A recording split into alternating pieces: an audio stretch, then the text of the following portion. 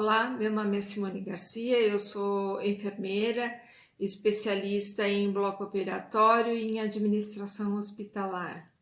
Eu gostaria muito de aproveitar essa oportunidade da doutrina Educação em Saúde e, quem sabe, iniciar minha jornada aí pelas publicações de artigos científicos. Sempre tive muita vontade de escrever e de compartilhar os assuntos, os trabalhos, as constatações, indagações que eu sempre fiz na minha vida profissional, mas confesso que a gente tem um certo bloqueio, um medo, um receio, uma dificuldade de compreender talvez a metodologia, os padrões, e acabava que eu deixava sempre para depois.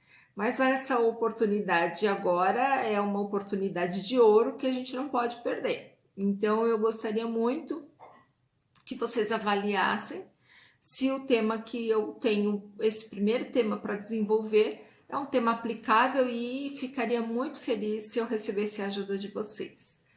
Em certa época da minha vida profissional, eu me deparei com uma situação que eram a presença, né, a ocorrência de algumas complicações com os pacientes que eram encaminhados para as unidades de internação no pós-operatório, logo após receber alta da sala de recuperação anestésica.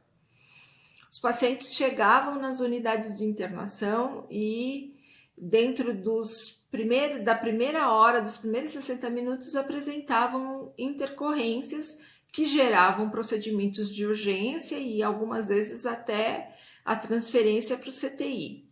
Então, isso me motivou a pesquisar se a equipe estava, de fato, obedecendo os critérios de alta estabelecidos pela instituição. A gente sempre utilizou a escala de Aldrich-Krulig como uma escala de referência, onde a gente atribuiu o score para os diversos quesitos de caracterização do paciente e caracterização das condições clínicas do paciente. E fazendo um levantamento de dados pregressos, a primeira coisa que eu percebi foi que nós tínhamos um equívoco na forma como a equipe atribuía o score de circulação dentro do quadro do índice de Aldrich-Krulig. Então, a equipe ela não se baseava nos dados ou na pressão arterial pregressa do paciente para poder fazer os cálculos e atribuir corretamente o score do item circulação. Com isso, os pacientes de fato recebiam uma nota maior do que a que eles deveriam ter recebido e acabavam tendo alta, mas com os níveis de pressão arterial insatisfatórios para essa alta. Então, diante desta constatação aí, nós fizemos um grande trabalho, primeiro de conscientização da equipe, de explicação da teoria, da fisiologia, para que eles então compreendessem a importância de se atribuir corretamente o score, né? Num segundo momento, eu vi que eles tinham uma dificuldade em calcular esta diferença, ou seja, calcular a diferença entre a pressão arterial pregressa e a pressão arterial do momento, para, a partir do resultado, selecionar o melhor score, de acordo com os dados, de acordo com o resultado daquele cálculo.